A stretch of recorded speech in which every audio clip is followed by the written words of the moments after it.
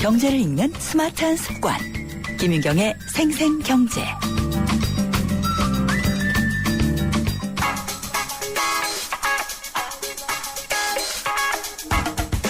안녕하세요. 멜로디 경제의 대중음악평론가 이대화입니다. 경제주간지 포브스는 각 분야에 가장 많이 번 사람을 선정해서 발표하기로 유명합니다. 음악계, 영화계, 문화의 전반을 전부 아우르는데요. 2012년 이곳에서 발표한 세계에서 가장 돈을 많이 번 뮤지션 25인의 통계는 살짝 의외였습니다. 왜냐하면 1위가 바로 닥터 드레였기 때문입니다. 닥터 드레는 힙합 프로듀서고요. 힙합은 상대적으로 매니아들이 좋아하는 장르이기 때문에 1위에 오르기엔 좀 어려움이 있었죠. 하지만 2012년엔 가능했습니다. 왜일까요? 바로 헤드폰 때문입니다. 닥터 드레가 자신의 이름을 걸고 개발에 참여한 헤드폰이 대박이 난 거죠. 그런 음악 프로듀싱과 이 헤드폰을 합쳐서 2012년 한 해에만 약 1억 100만 달러, 우리 돈으로 약 1200억 원을 벌어들였다고 합니다. 웬만한 기업이죠. 한국에서도 큰 히트를 내서 길거리에 보면 D 이니셜이 새겨진 헤드폰 많이 보셨을 겁니다. 여기서 우리는 요즘 음악계 흐름도 하나 알 수가 있는데요. 음악은 가격이 싸졌지만 음악 주변 상품들의 가격은 떨어지지 않았다는 것이죠. 스트리밍이든 다운로드든 예전 CD 시절에 비하면 엄청 싼 가격에 팔리고 있는데 MP3 플레이어나 헤드폰은 여전히 수십만 원대의 높은 가격으로 팔리고 있는 거죠. 그동안에 이 차트에 1, 2위를 다투던 사람들도 음악 자체가 아니라 공연 수익으로 많은 돈을 번 사람들이었습니다. 왜냐하면 공연 수익이 단가가 훨씬 세기 때문입니다. 음악 산업의 속성이라는 게 좀 간단하기도 하죠. 닥터 드레가 피처링했던 대표적인 히트곡 하나 들어보겠습니다. 투팍의 캘리포니아 러브입니다.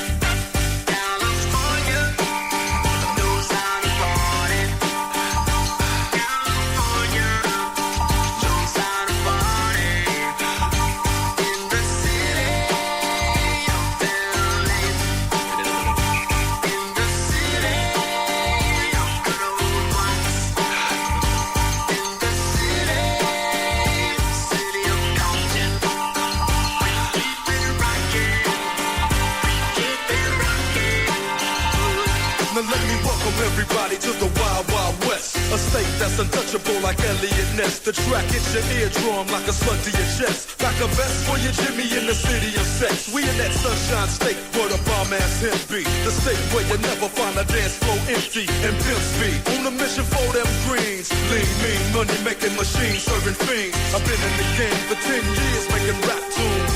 Ever since Honeys was wearing Sassoon, now it's 95 and they clock me and watch me diamond shining, looking like a Rob Liberace. 희망을 잃지 않았던 새터민 유진 씨에게 기프트카는 다시 설 수 있는 힘이 되어 주었습니다. 누군가에게 힘이 되고 싶다는 기프트카의 67번째 주인공 강유진 씨가 만드는 인형. 누구와 나누면 좋을까요? 여러분의 댓글로 추천해주세요. 현대자동차그룹. 김윤경의 생생경제. 드라마 별그대를 본 중국 사람들이요, 천송이 코트를 사려고 우리나라 인터넷 쇼핑몰에 들어옵니다. 그래도 공인인증 규제 때문에 살 수가 없다. 그래서 그 이야기가 지난주에 규제개혁 끝장토론에서 화제가 됐습니다. 대통령이 말씀을 하시니까 부각이 됐지 이게 전혀 새로운 얘기는 아닙니다. 관련 업계와 전문가들이 한 5, 6년 정도 오랫동안 지적을 하고 개혁을 주장을 해왔지만 전혀 고쳐지질 않았는데요. 이 분야 전문가이신 카이스트 초빙 교수면서 창조경제연구회 이사장이신 이민아 교수님과 얘기를 좀 나눠보도록 하겠습니다. 교수님 안녕하십니까? 네, 안녕하세요. 네. 중국서 한국 쇼핑몰에 들어와서는 천송이 코트를 살 수 없다. 이렇게 얘기를 하잖아요. 그렇죠. 예, 그 이유를 설명을 부탁을 드릴게요. 뭐 아시는 것처럼 네. 우리가 30만 원 넘는 제품을 살려면 공인인증서가 있어야 됩니다. 네. 그게 한국의 규제죠. 전자금융 규제입니다. 그런데 공인인증서는 외국인은 발급을 못 받죠. 네. 그러니까 외국인들은 30만 원 넘는 천송이 코트는 원천적으로 살 수가 없죠. 네. 예, 근데 30만 원 이하짜리를 할지라도 그렇게 쉽지가 않습니다. 살려면은 뭐 액티브 X로 이용해서 이것도 다운받고 저것도 다운받고 한 10번 정도 클릭해야 되는데 네. 우리가 외국에서 살 땐 쉬워요. 아마존 가면 원 클릭, 뭐 페이팔 가봐야 투 클릭, 알리익스프레스 투 클릭. 그래서 우리가 해외에서 사오는 직접 구매는 어마어마하게 증가합니다. 작년에 1조가 넘었어요. 네. 근데 우리 해외에서 우리 제품을 사거나 한류 제품을 사는 길은 막혀 있는 거죠. 그러면은 바꿔 말하면 이 공인 인증이라는 규제 때문에 결국은 우리 수출에도 악영향이 온 거네요. 그럼요. 지금 대단한 악영향이 오는 게 이제는 글로벌 B2C라고 얘기하는 해외 직접 구매, 즉 직구가 전 세계 추세가 돼서 전체 무역의 3분의 1까지 갈 거라고 2020년 예측을 하고 있어요. 우린 대비가 안 돼 있는 거죠. 네. 그러면은 이 문제가 이제 수출에도 미치는 영향이 있을 거고요. 그 이외에도 또 문제가 있을 텐데요. 사실은 수출보다 더 큰 문제가 우리 인터넷 보안의 문제죠. 네. 보안의 불편한 진실은 이런 겁니다. 전 세계 악성 코드의 70%가 한국을 경유하고 있다. 아, 그런가요? 인터넷진흥원의 발표입니다. 예. 네, 제가 하는 얘기가 아니라 네. 인터넷진흥원의 발표가 전 세계 악성 코드의 70%가 한국을 경유한다. 왜 전 세계 해커들이 한국을 경유할까? 예. 그건 한국의 보안 시스템이 낮아가지고 한국의 전산망을 축주로 삼기 쉽기 때문이죠. 예. 그 쉬운 이유는 다른 게 아니고 공인인증 거래로 인해서 우리는 액티브 X를 과다하게 사용하게 됐고 네. 그 결과 보안의식이 떨어지고 그 다음에 전산망의 보안 레벨이 저하되고 이런 결과가 된 거죠. 근데 이제 그냥 생각하기로는 조금 이해가 덜 되는 게요. 공인 네. 인증이라고 하면은 이게 상당히 보안이 잘 되는 것처럼 느껴지거든요. 그렇게 이름은 그렇게 붙여져 있는데 결과적으로 봐서는 공인인증서 때문에 보안 레벨이 떨어지고 있습니다. 지금 예. 한국의 공인인증서를 받으려면은 우리 뭐 해보신 분은 아시겠지만 액티브 X로 뭐를 깔겠습니까? 예스를 눌러야 돼요. 네. 예하고 눌러야 됩니다. 그 예하고 눌러서 내 컴퓨터의 문을 여는 게 액티브 X예요. 문을 여는 게 액티브 X다. 문을 예. 열어주는 게 액티브 X예요. 네. 그러니까 외부에 손님이 오는지 할머니가 오는지 늑대가 오는지 보고 열어야 되는 거죠. 네. 근데 그래서 보지도 않고 무조건 액티브 우리는 X. 보지도 않고 열잖아요. 예. 네. 그러니까 늑대들이 들어옵니다. 그 예. 늑대들이 바로 악성 코드죠. 네. 그래서 한국의 악성 코드 감염률이 제일 높은 이유가 공인인증서 때문에 우리가 문 여는 게 그냥 묻지마 열기에 습관화돼 있어요. 묻지마 열기. 네. 예, 뭐 늑대가 와도 열고 뭐 누가 봐도 열어주는 거니까. 그러면은 안 열면은 뭐 예. 거리가 안 되잖아요. 말씀이 이제 나오신 김에 그럼 공인 예. 인증서와 액티브 X의 관계를 먼저 좀 여쭤볼게요. 공인인증서란 게 원래 네. 한국에 개발할 때는 세계에서 미국 다음으로 개발한 거예요. 그 기술을. 네. 예, 그러니까 자랑스러운 일이죠. 98년도에. 그래서 그 개발한 기술을 우리 인터넷에 집어넣기 위해서 네. 강제로 문을 열고 집어넣습니다. 예. 강제로 문을 여는 기술이 액티브 X예요. 그래서 예. 내 컴퓨터에 공인인증서를 받아 오려면은 네. 컴퓨터에 문을 액티브 X라는 강제로 여는 기구를 통해서 열어서 네. 그리고 공인인증서를 심어 넣은 거죠. 그리고 이 그러니까- 액티브 X라는 게 마이크로소프트의 인터넷 익스플로러에서만 되는 거잖아요. 그렇죠. 특정 예. 브라우저에 종속돼 있죠. 네. 네. 그래서 결과적으로 한국이 인터넷 익스플로러 세계 최다 사용 국가가 되어 있죠. 다른 나라에서는 예. 지금 20%대밖에 안 됩니다. 한국은 압도적 1위고. 아, 그렇군요. 정말 늑대들이 막 들어올 수 있도록 정말 문을 열어준 그런 거라고 할 수가 있는데 그래서 그러면 마이크로소프트도 그거 쓰지 말라고 그러는 겁니다. 그게. 예, 그런 얘기를 하고 있는데 예. 이거를 그래서 공인인증 제도도 없애자, 액티브 X도 폐지하자 이런 주장들은 상당히 오랫동안 해오셨잖아요. 그렇죠. 예. 근데 이게 왜 안 됐을까요? 지금 이게 이제 기술적으로 어려운 문제라고 생각하고 네. 일반 국민들은 잘 모르고 예.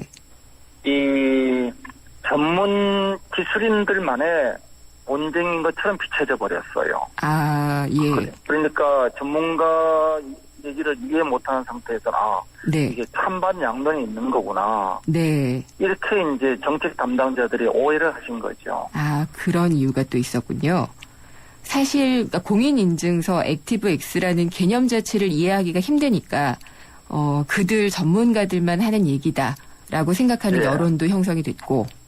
예. 그게 좀 어려워 보이잖아요, 일단. 네. 그리고 왠지 공인인증은 보안이 강화된 것 같은 그런 느낌이 있었고요. 그렇지 근데 않고요. 예. 예. 그래서 이 공인인증서 관련해서 지난 2월 달에도 공개 포럼을 여셨잖아요. 그랬었죠. 예. 네. 그때도 많은 얘기들이 오갔을 텐데. 네, 2월 달에 이제 제가 운영하는 창조경제연구회가 여러 네. 기관들의 후원을 받아가지고 예. 공인인증서 개혁을 위한 공개 포럼을 열었고요. 네. 결론적으로 우리가 제시하는 두 가지입니다. 공인인증서가 이대로 가서는 대한민국을 인터넷 갈라파고스로 만든다. 네. 한국의 미래 강국 전략을 흔든다. 예. 따라서 1. 전자금융법을 개정하든지 딱 한 줄 개정하면 돼요. 한 줄이요. 네, 딱 한 줄 개정하면 됩니다. 네. 공인인증서 등을 이용한 또 한 줄을 개정하면 되고요. 네. 아니면 금감원 내규에 있는 공인인증방법평가위원회를 독립시키면 됩니다. 아. 네, 네. 그 두 가지를 저희들이 결론을 내세운 거고 둘 중 예. 하나만 하면 됩니다. 굉장히 쉬운 겁니다. 굉장히 쉽게 느껴지는데 이번 끝장 토론 때 나온 결론을 들어보면은 액티브 X에는 X표를 친다라는 데까지는 얘기가 됐는데 공인 인증을 폐지한다는 얘기는 안 나온 걸로 알고 있어요. 공인인증 폐지는 아니고 저희들이 주장한 거는 예. 공인인증을 쓰고 싶으면 쓰고 네. 공인인증 이외의 방법을 쓰고 싶은 사람은 쓸 수 있게 했다. 예. 전 세계의 금융협약이 바젤협약이라는 거거든요. 네. 바젤협약이 이렇게 명백히 규정합니다. 정부가 특정한 기술을 강요하지 말라. 네.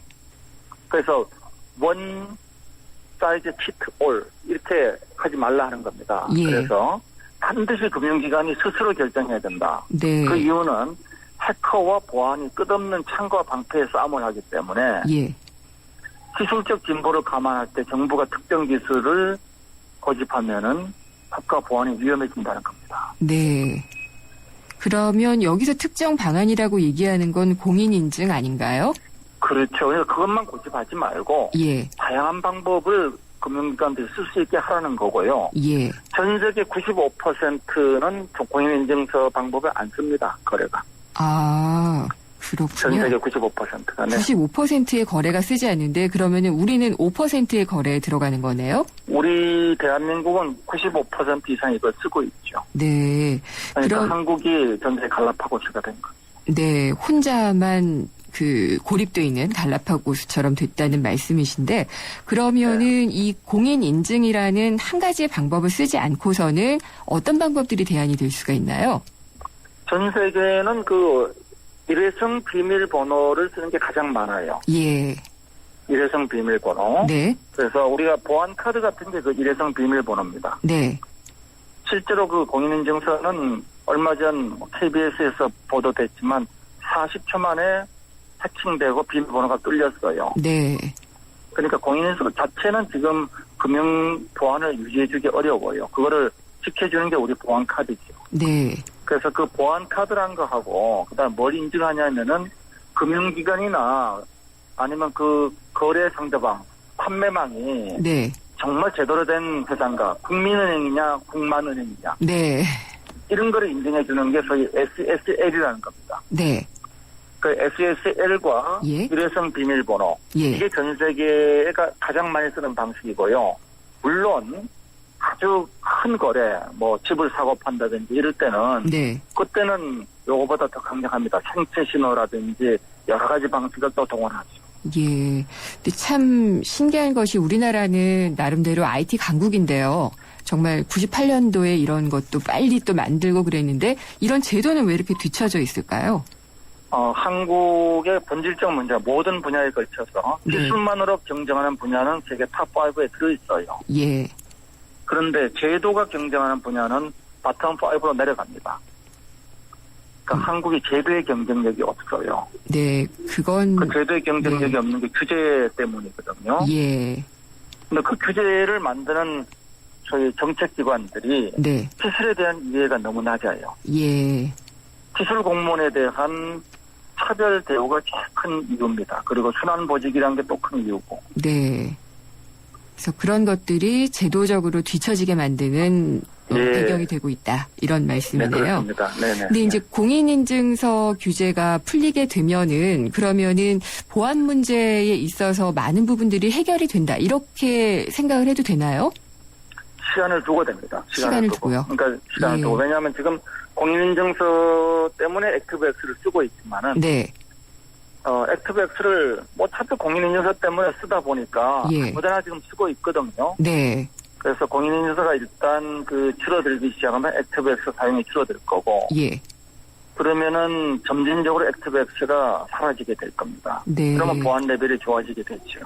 그리고 또 이게 외국인들에게만 대우를 해주고 내국인들에게는 이걸 만약에 폐지를 안 한다면은 역차별이 아니겠느냐 뭐 이런 얘기도 좀 나오고 있는 것 같아요. 그게 논리적으로 말이 될까요? 외국인들은 안전하고 국내 네. 내국인들은 뭐 안전하지 않다. 안전하지 예. 않아도 좋다.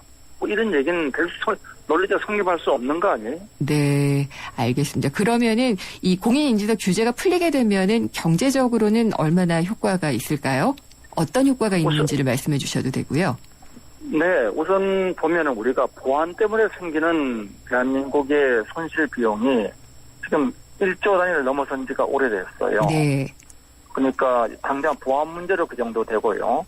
그 다음에 우리가 해외 무역을 놓고 봤을 때는 이제 전체 대한민국 무역금 규모가 1조 달러인데, 네, 1조 달러입니다. 1조 원이 아니고, 예. 1조 달러인데, 지금 전 세계 무역이 직접 구매로 다 이동하고 있어요. 전 세계 3분의 1이 2020년까지 직접 구매 이동하면은, 네, 지금 같은 형태에서는 대한민국은 온라인 무역 역조가 수백 조에 달하게 됩니다. 네, 그러니까 이거를 빨리 해결하지 않으면 작년만 하더라도 온라인 무역 역조가 거의 1조에 육박했어요. 네. 근데 그러니까 이런 이게 1년에 40% 늘어나면 어떡할 네, 거예요? 이런 온라인 무역 역조에 대한 자료나 혹은 네. 기사는 거의 보지 못했던 것 같아요. 최근에 나온 게 있습니다. 최근에요? 작년도 통계를 예. 보면은 네. 우리가 온라인으로 해외 직구가 1조 정도 되고요. 네, 해외로 판매한 건 한 2천억쯤 돼요. 예, 그래서 그 무역 역조가 한 7,500억 좀 넘는 수준이죠. 네. 그러니까 통계가 나와 있고 네. 일부 기사도 있습니다. 어쨌든 액티브엑스에 대해서 공인인증서에 대해서 액티브하게 정말 활발하게 이슈화가 된 것은 이번에 확실하게 좀 됐다는 생각이 드는데요. 완화돼야 될 부분은 완화가 돼야 되겠지만 또 풀려야 될 부분도 풀려야 되겠지만은 또 앞으로의 대안도 상당히 좀 중요하기 때문에 말씀하신 뭐 일회성 비밀번호 사용이라든지 이런 것들 꼼꼼하게 좀 파악을 하면서 이 규제 완화에 대한 대비도 좀 해야지 될 것 같다라는 생각이 드네요. 네, 그렇습니다. 네, 오늘 말씀 잘 들었습니다. 감사합니다. 네, 감사합니다. 네, 카이스트의 이민화 교수였습니다. 침대는 과학이다. 침대과학 50년이 이룬 세계 최고 기술력. 배우던 나라에서 가르치는 나라로. 우리 침대에서 자기 할 것이다. 전 세계인을. 에이스 침대. 예, 3부는 여기서 마치고요. 잠시 후 4부에서는 재무 상담이 있습니다. 4부에서 뵙겠습니다. 살아있는 뉴스 깨어있는 방송 한국의 뉴스 채널 YTN 뉴스 FM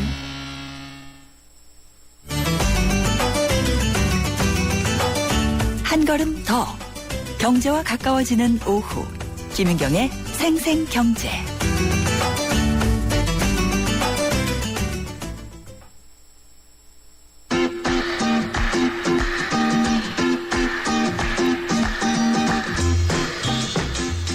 생생 간추린 경제 뉴스예요.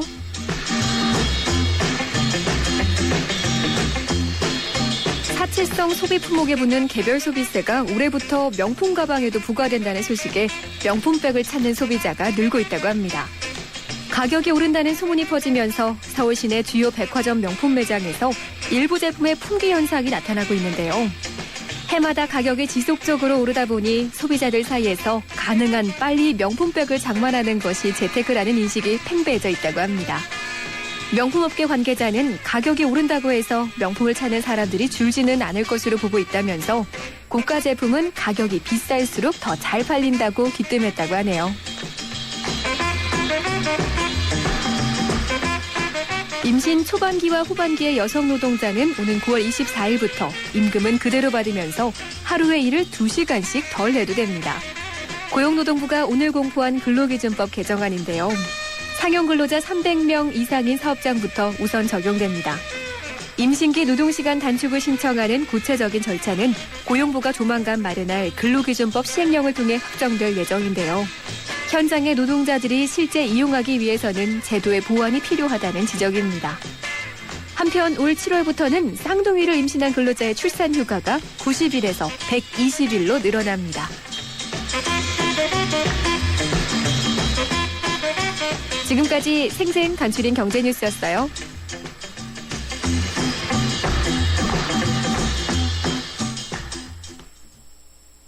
쉐보레 런칭 3주년 기념 빅 러브 페스티벌. 쉐보레 구매 시 매일 3명에게 30일간 300만 원 상당의 경품을. 스파크 최대 3년 무이자 할부. 말리부 캡티바 최대 3년 1.9% 할부. 차종에 따라 최대 100만 원 할인. 쉐보레 전시장 방문 시 기념품을 드립니다. 홈페이지 참조. 3월 31일까지. 난 기다렸지 프로 설레는 맘으로 빛나지 이대로 멋지지 그대로 그 세상 속에 나로 난 앞으로지 프로 나랄라라 세상의 프로가 되다. LG G 프로2. 네, 생생경제 4부 시작했습니다. 새로운 한 주 시작하는 월요일인데요. 이번 주에 있을 경제 일정과 이슈를 미리 알아볼 수 있는 이번 주 스톡앤 이슈 시간입니다. KTB 투자증권의 최현기 이코노미스트 전화로 연결돼 있습니다. 안녕하십니까? 예, 안녕하세요. 네. 오늘 발표된 중국의 3월 HSBC PMI 제조업 지수죠. 이게 기준치는 이미 윗돈 것 같고요. 예상치보다도 낮은 것 같은데 어떻게 해석해야 될까요? 예, 일단은 2월에 중국 HSBC PMI 제조업 지수가 48.7이 나왔고요. 네. 48.5가 나왔고 예상치가 48.7이었는데요. 일단은 소포치가 48.1이 나왔습니다. 그래서 8개월 내 최저치를 기록을 했는데요. 네. 일단은 2월 중순 이후서부터 위안화 가치가 좀 절하가 됐고요. 또 3월, 4월 반등하는 어떤 계절적인 요인을 감안하면 좀 지수가 소폭 반등하지 않겠냐라는 예상이 많았었는데 일단은 예상보다 상당히 안 왔기 때문에 결국에는 그 중국 수출 기업들의 체감 경기 자체가 좀 자생적으로는 좀 반등하는 데 시간이 좀 걸리지 않겠냐라는 점을 좀 시사했다라고 보고 있고요. 일단은 오늘 그 중국 증시의 반응을 보면은 1% 가깝게 상승을 했거든요. 결국에는 이러한 지표 부진이 경기도나 우려를 확대시켰지만 반면에 어떤 정부 정책 기대감을 좀 높이는 요인으로 작용을 하면서 좀 증시에는 좀 긍정적인 영향을 미치지 않았냐 보고 있습니다. 네. 이게 어떤 때는 악재로 받아들이고 어떨 때는 이렇게 기대감으로 받아들이고 그렇더라고요. 예, 그렇습니다. 네. 근데 중국 정부가 이제 그러면은 부양을 위한 노력을 할 것이다 이런 기대감이잖아요.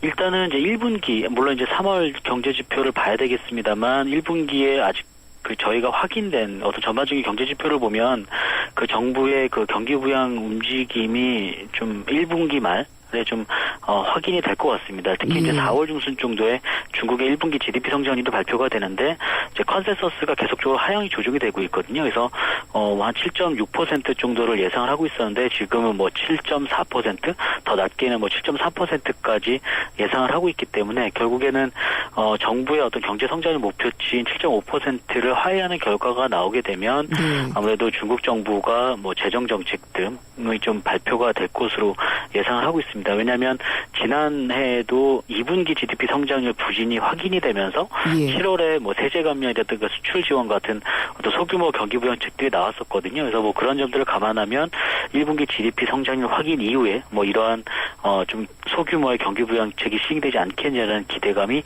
좀 점점 더 높아지고 있는 상황입니다. 네. 재정도 풀고 또 통화 정책도 조금 완화하지 않겠느냐 이런 얘기가 좀 나오고 있는 것 같아요. 그래서 굉장히 오랜만에 듣는 얘기, 지급 준비율 인하 가능성 이런 얘기가 최근에는 심심찮게 나오는 것 같네요.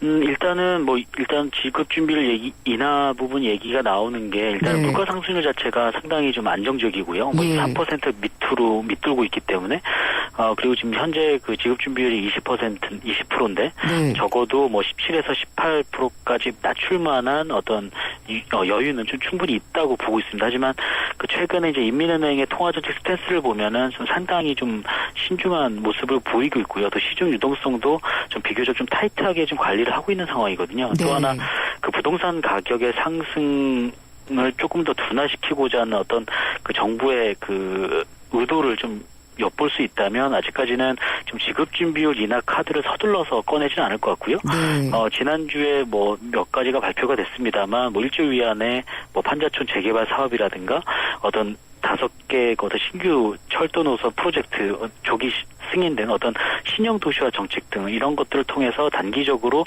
좀 경기 하강 리스크를 제어할 가능성이 좀 높지 않느냐라고 네. 보고 있습니다. 그러니까 보통 우리가 기준금리 올리고 내리는 것처럼 지급준비율을 내리거나 올리는데 그거는 지금 당장 내놓을 카드는 아닌 것 같다. 이런 전망이시네요. 일단은 통화 정책을 지금 변경할 만한 예. 어떤 상황은 좀 아닌 것 같고요. 아니다. 좀 왜냐하면 예.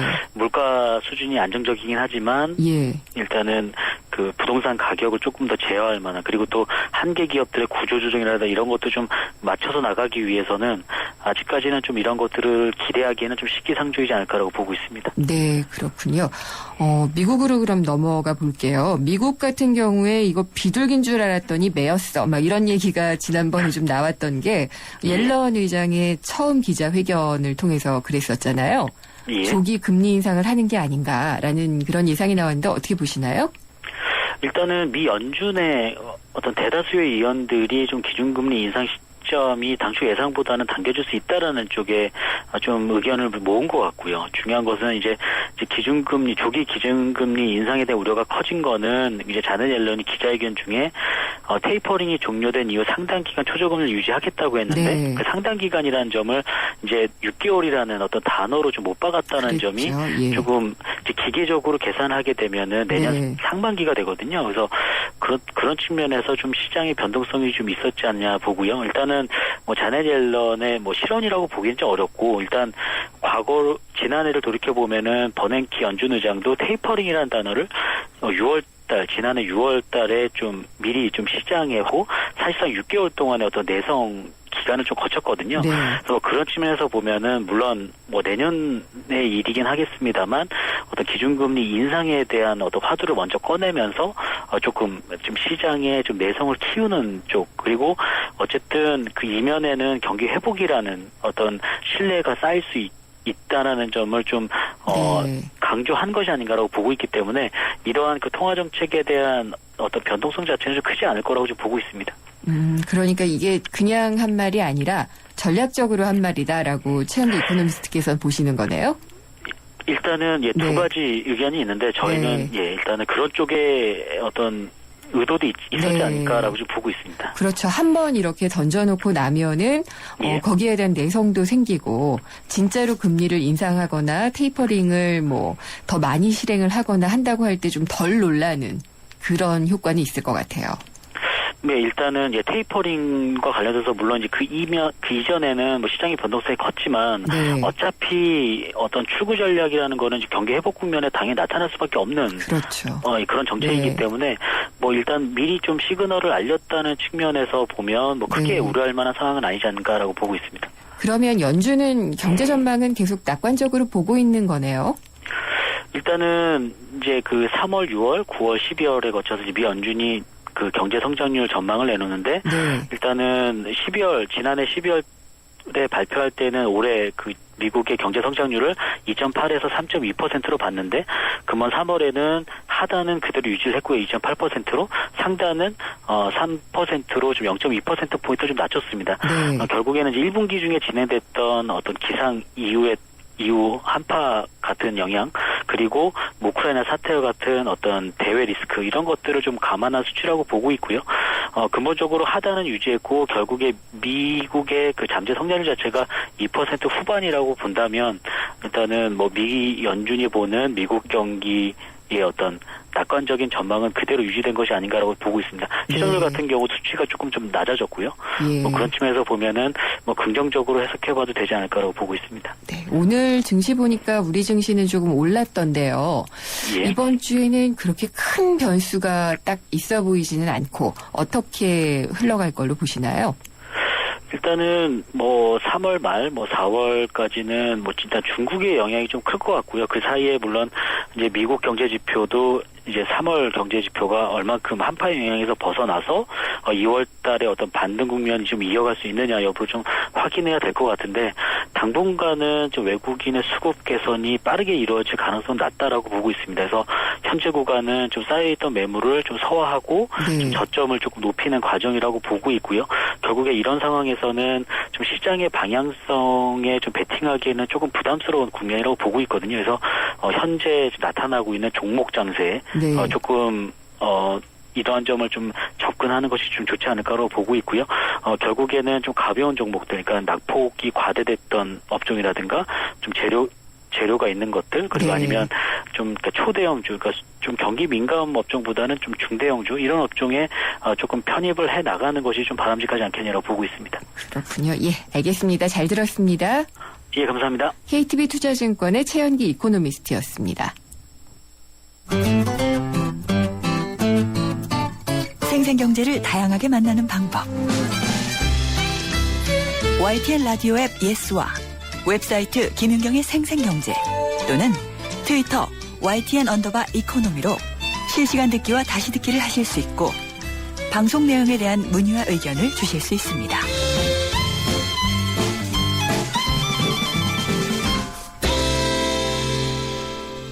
재무상담인은 월요일입니다. 오늘도 에듀머니의 김준하 팀장님 모셨습니다. 안녕하십니까? 네, 안녕하세요. 네. 노후 보장보험 이런 얘기들 상당히 많이 나오잖아요. 네. 근데 평균 수명이 진짜 100세가 될지는 모르겠지만 그걸 염두에 두고 준비는 해야 될 것 같거든요. 네. 예. 그래서 고령층 같은 경우에는 경조사비도 그렇지만 의료비 부담이 상당히 좀 걱정이 된다. 네, 사실 이제 의료비 부담 같은 경우 이제 최근에 급격하게 늘어났다 이런 통계들도 나오는데요. 그래서 국민건강보험공단에서 이렇게 통계를 빼보니까 65세 이상 고령층 진료비가 이제 2001년 이후에 지난 한 10년 동안 5배 정도가 늘었답니다. 뭐 특히나 이제 뭐 65세, 69세까지는 뭐 거의 한 3배 이상 증가했고요. 70세는 뭐 4.7배 이런 식으로 급증을 했고요. 그다음에 이제 나이가 들수록 이제 의료비가 굉장히 많이 늘어나는데 이런 뭐 전망은 앞으로 이제 계속될 것 같고요. 그다음에 이제 통계를 좀 내보니까 개인이 평생 지출하는 의료비가 대략 뭐 남녀가 조금 다르긴 한데 한 1억 에서 1억 2천 전후. 평생이요? 여자분들이 좀 더 많습니다. 평균 수명이 좀 길기 때문에. 근데 이 중에서 그 절반 이상을 65세 이후에 그렇군요. 쓰고 있다. 이렇게 통계가 나와 있습니다. 그러니까 그래요. 사실 나이가 이제 많이 드셔도 오래 사시지만 그만큼 병원에 계속 다니면서 살고 있는 거잖아요. 네, 그렇습니다. 근데 그때는 이제 경제 활동을 할 때가 아니고 그러니까 의료비 부담이 만만치 않은데 그러면은 100세 만기 보험을 꼭 들어놔야 될까요? 근데 사실 그건 또 아니에요. 아니에요? 예. 사실 이제 요즘 이제 대표적인 상품 실손 의료비 보험이라는 게 있는데요. 이 실손 보험 같은 경우 대부분 이제 3년에서 5년마다 보험료를 이렇게 갱신하게 됩니다. 그 보험료가 더 올라갈 수 있다는 얘기죠. 근데 문제는 이렇게 갱신될 때 보험료 인상 폭탄이 될 수 있다라는 겁니다. 그래서 최근에 보니까 이제 2006년에 가입하셨던 그 실손 보험이 2012년에 갱신이 됐는데 이때 인상률이 60% 가까이 된 적이 있습니다. 그래서 이 인상률을 좀 최대한 좀 줄여서 한 40% 잡더라도 40세 기준 한 15,000원 정도 보험료 내셨다라고 하면 이게 한 6번 갱신되는 58세 되면 11만 3천원이 됩니다. 아이고, 그리고 이제 이게 또 82세가 된다 그러면 금액이 놀라지 마십시오. 166만 원 넘어가게 폭탄이네요, 됩니다. 이건. 그러니까 네. 사실상 이제 65세 이상 이후는 경제 활동을 거의 못 하시기 때문에 지출 능력이 거의 없는 상황이고요. 그리고 되는군요. 이때는 또 질병이 좀 많이 발생할 수 있기 때문에 보험 가입도 그만큼 어려워지기 때문에 가입자분들이 대부분 다 이제 엄청나게 이제 울며 겨자 먹기로 이제 보험료를 내시거나 아니면 정작 이렇게 의료비가 많이 들어가는 시기에는 보험을 해지할 수밖에 없는 그런 상황이 됩니다. 그래서 이게 통계로도 나타나는데요. 실제 이제 현재 실손보험을 가입하셨다라고 하더라도 5년 지나면 절반은 해지하시고요. 한 10년 정도 되면 그 14.7%만 10명 중에 2명 안 되게 유지를 할 수밖에 없다. 이게 지금 통계로 나와 있습니다. 그렇게 그러면 이거 보장성 보험이니까 돌려받는 돈도 없을 거고 정말 그러면은 내 노후의 의료비는 어떻게 준비를 해야 돼요? 사실 우리가 그동안 좀 잘 잊고 있었던 게 있었는데요. 가장 좋은 방법은 이제 공보험. 국민건강보험의 보장성이 이제 강화되는 겁니다. 그다음에 이제 최근에 이제 장기 요양보험도 생겼죠. 이런 것들이 좀 강화되는 이제 공적 기능이 좀 강화돼야 되고요. 또 개인 입장에서는 이제 보험 자체를 좀 비용으로 접근을 좀 하셔야 돼요. 그래서 뭐 보험료가 뭐 수입의 몇 프로가 적당하다 이런 기준보다는 가정 상황에 따라서 최소화. 하셔야 되고요. 대신에 이 노후 의료비의 특징이 보면 특별히 병이 없다고 하더라도 돈 들어갈 일이 굉장히 많으시거든요. 그리고 이제 이런 비용들은 대부분 다 의료비를 의료행위나 이런 것들이 아니라 간병비 같은 거거든요. 그래서 이런 것들은 따로 준비를 하셔야 됩니다. 그래서 가장 좋은 방법은 저축하시는 거예요. 그래서 좀 그렇게 어떻게 준비하냐라고 하시겠지만 지금 내시는 보험료를 최대한 줄이시고 대신에 이제 그만큼을 보험 들었다고 생각하시고 저축을 하시면 짧게는 10년, 길게는 30년 동안 내시는 거기 때문에 어느 정도 비용은 충분히 감당할 수 있을 거라고 좀 생각이 듭니다. 그러니까 의료비 통장을 따로 만들어서 계속 쌓아둬라. 그렇습니다. 지금 이제 보험료 부분을 좀 분할하는 거죠. 일부는 저축하시고 그다음에 이제 그 기간 동안 최소한 이제 보험 를 유지하시고 이렇게 좀 하셔야 될 것 같습니다. 보험회사에서 들으면은 안 좋아하실 것 같은데요. 이건 이제 통계로 나와 있는 부분이기 때문에 그리고 사실 이제 보험사에서도 이런 문제 때문에 계속 보험을 바꾸고 있지 않습니까? 그렇죠. 그렇습니다. 알겠습니다. 3798님 상담 내용인데요. 27살 직장 여성이시고 사회생활을 2년 정도 했는데 매달 100만 원씩 적금을 들고 있고 2,400만 원 정도 지금 모았다고 합니다. 월세와 생활비를 제외한 나머지는 저금을 하고 있고 보험은 하나도 없습니다. 그래서 지금은 적금과 예금뿐인데 이게 자산 관리가 이대로 괜찮은 건지 궁금합니다라고 하셨어요. 현재 이제 미혼의 직장 여성이신데요. 그래서 사실 앞으로 보면 가장 큰 지출은 아마 결혼 자금 되실 것 같고요. 그다음에 이제 결혼하시면 그때 이제 맞벌이를 하실지 아니면 전업주부가 되실지 그다음에 맞벌이 하시더라도 앞으로 이제 출산 계획은 어떻게 할지 이런 것들에 따라서 전체적으로 소득 변동이 굉장히 큰 시기거든요. 그래서 이런 거 감안한다라고 하면 이런 건 최소 10년 이내에 발생할 거고요. 그렇기 때문에 이제 장기 저축을 좀 하시기보다는 지금대로 이제 적금을 꾸준히 넣는 것. 그렇다고 하더라도 매달 100만 원씩 적금하신다 그러면 꽤 큰 금액이 좀 모일 수 있을 것 같고요. 그다음에 보험은 아까 말씀드린 대로 비용입니다. 그래서 조금 큰 회사에 다니시는 것 같아요. 이렇게 저축하는 금액을 보면 회사에 만약에 단체보험 이런 게 있다면 이제 그런 걸 가입하시고요. 그렇지 않다면 필요에 따라 가입하시되 보험료를 최대한 줄이셔서 가입하시는 게 가장 좋을 것 같습니다. 그러게요. 이게 정말 결혼이라는 게 큰 자금이 필요하고 그다음에 일을 그만둘 것인지 아닌지 이런 게 사실 그 최악의 경우를 예측을 하고 준비를 해놓으면 참 좋은 일인데. 그렇습니다. 그런 얘기를 계속 해주시면 이거 있기 때문에 청취자 여러분은 많이 학습이 되실 것 같아요. 4778님인데요. 보증금 7천만 원짜리 전세 아파트에 살고 있습니다. 돈이 좀 필요해서 전세보증금 담보대출을 알아보려고 하는데 1금융권은행에서 받을 수 있을까요? 라고 하셨습니다. 그리고 지금은 지인과 동업으로 사업을 하고 있는데 명의자는 지인 이름으로 되어 있습니다. 그러니까 서류상으로는 이분이 무직이라고 하는데 담보대출 받을 때 이 직업도 영향이 있나요? 라고 물어보셨어요. 네, 일단 전세금 담보대출이 이제 전세금을 담보로 해서 대출을 해주는 상품인데 사실 거의 신용대출 개념하고 좀 거의 비슷한 것 같아요. 그리고 이제 제가 좀 검색을 해봤는데 시중은행이 2군데서 이제 판매를 하고 있다는데 실제 해당 은행에 가서는 자료를 찾지 못하겠더라고요. 그리고 주로 캐피탈 같은 이금융권에서 대출을 합니다. 그리고 금리가 이제 통상 한 5%부터 시작이 되는데요. 이 경우에도 이제 소득하고 신용 등급에 따라서 조금 달라집니다. 그래서 지금 현재 무직으로 되어 있으시다라고 하면 사실상 대출을 좀 받기 어려울 수 있습니다. 소득 증빙이 안 되시기 때문에. 그리고 참고로 이제 일반 담보대출도 소득이나 신용 등급에 따라서 금리 적용이 달라지기 때문에 그런 건 좀 참고하셔야 될 것 같습니다. 그러면은 지인과 동업을 하고 있으니까 명의를 올려놓는 게 아무래도 도움이 되겠네요. 네, 그렇습니다. 아니면 이제 소득이 발생하고 있다는 걸 증명해서 그걸로 이제 대출을 받으셔야겠죠. 이게 1금융권에서는 거의 없는 게 뭐 대출 위험이 있기 때문인가요? 일단 전세금 담보대출 자체가 전세금 혹시 이제 부실이 발생했을 때 즉시 회수하기가 어렵죠. 그러다 보니까 뭐 1금융권은 거의 하지 않고요. 2금융권 이상에서만 거의 취급하고 있습니다. 금리도 높겠네요. 금리는 이제 뭐 5% 정도라고 이제 발표를 하는데 사실상 이용하는 층들이 저신용 등급이라고 한다면 금리는 이 표시하는 금리보다는 훨씬 더 높다고 볼 수 있겠죠. 네. 결혼자금 관련한 또 질문이 들어왔네요. 9533님인데요.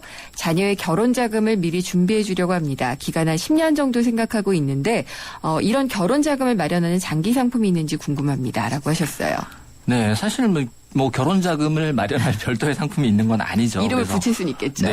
뭐 대부분 다 네이밍을 해서 판매하고 있는데 장기 상품 같은 경우는 지금 보면 뭐 재형저축 있죠. 7에서 한 10년 정도 되는 거. 그다음에 소득공제 받을 수 있는 뭐 소득공제 장기펀드, 뭐 소장펀드라고 하는 게 있죠. 그다음에 저축보험 이런 것들이 있는데 사실 이게 각각 뭐 장단점이 있을 수는 있겠지만 이분이 기간이 한 10년 정도라고 한다 그러면 편수도 상당하거든요. 그래서 이런 장기 상품 같은 경우는 사실 큰 의미가 없으실 것 같고요. 오히려 이제 아이 이름으로 적금 통장을 하나 만들어서 좀 넣어두시는 게 조금 더 낫지 않을까. 재형저축이나 소장펀드 같은 경우에도 부모님의 소득이 또 뭐 연 5천 넘어가고 그러면 자격이 안 되잖아요. 네, 소득 기준이 있기 때문에 그거 좀 참고하셔야 될 것 같고요. 또 장기 상품이 대부분 다 이제 뭐 비과세 뭐 아니면 소득공제 또는 이제 금리가 좀 높다 이런 것들을 많이 말씀하시는데 반면에 중도 해지하는율이 굉장히 높습니다. 그래서 유불리를 좀 따지고 무조건 장기 상품이 좋다라고 하시지 않으셔도 단기 저축을 통해서도 충분히 필요한 자금은 마련이 가능하다고 생각이 듭니다. 저도 매주 학습되고 있어요. 또 6889님인데 은퇴 시기는 아닌데 은퇴 자금을 마련하려고 하는데 이분도 은퇴 자금을 어떻게 준비하는 게 좋을지 크게 물어보셨어요. 네, 사실 이제 가장 중요한 게요. 은퇴 후 생활비 얼마 될 거냐. 그거 먼저 예측을 하셔야 됩니다. 그래서 국민연금연구원이 이제 발표한 자료 보니까 은퇴 후 최소 생활비로 부부 기준 133만 원 정도로 생각한다 이런 조사를 발표했는데요. 이게 이제 개별 가정별로 차이가 많이 납니다. 그래서 한번 좀 따져보셔야 될 게 현재 지금 쓰고 있는 지출에서 자녀 교육비, 그다음에 금융비용 이런 거 빼고 나머지가 어느 정도 되는지 먼저 좀 파악을 좀 하셔야 될 것 같고요. 그다음에 이제 어느 정도 쓸지가 정해지면 그다음에 지금 준비되어 있는 건 뭔지. 가장 먼저 이제 공적연금인 국민연금. 부부 합산 금액이 얼마나 되는지. 그다음에 퇴직연금. 그다음에 뭐 노후 관련 상품 지금 가지고 계시면 그것도 조금 한번 보셔야 될 것 같고요. 그래서 이제 그럼 내가 얼마가 부족하다. 그리고 이제 앞으로 벌 돈이 얼마인데 그중에서 아이들한테 뭐 교육비나 결혼자금으로 들어갈 거 얼마 빼고 노후자금은 어느 정도 준비하겠다. 이런 계획이 먼저 세워지셔야 될 것 같습니다. 그래서 아까 네이밍을 얘기했는데 상품들 보면은 뭐 노후를 위한, 은퇴를 위한 막 이렇게 해가지고 파는 것들 있잖아요. 그런 금융상품들 뭐 구별해서 들어놓으면 좋겠죠? 상품에 이제 이름은 대부분 다 이제 컨셉인 경우가 많거든요. 그렇기 때문에 이제 이 상품이 어떤 역할을 하느냐를 좀 따지셔야 될 것 같고, 뭐 상품에 노후라는 말이 들어가서 노후자금 용도로 무조건 가장 최적이다 이렇게 생각하지는 않으셔도 될 것 같습니다. 네, 알겠습니다. 항상 좀 따박따박 잘 마련해놔야지 된다는 정답인 것 같아요. 네, 그렇습니다. 다음 주에도 새는 돈 잡아주는 재무상담하러 꼭 오십시오. 김준하 팀장님이었습니다. 네, 감사합니다. 그 친구는 꾸밀수록 더 아름답다라고 생각하는데 전 이른 아침의 첫 얼굴? 그 첫 얼굴이 그렇게 예쁘더라고요. 맑고 투영한 피부, 그것만으로 눈부신 당신에겐 오직 SK2 비트라 에센스. 봄! 여행 떠나고 싶은 봄! 레저를 즐기고 싶은 봄! 새로운 코란도 트리스모를 만나는 봄! 코란도 트리스모 구인생 탄생! 올 봄에도 다 함께 즐겁게! Recreation Base Camp, Corando Turismo. 고속도로 버스 전용차로 주행 가능! 다음 주 월요일이지만 이번 주가 3월에는 마지막 주인 거죠? 굉장히 빨라요. 3월 마무리 해나가는 한 주, 좀 알차게 지내셨으면 좋겠습니다. 마치겠습니다. 김윤경이었습니다.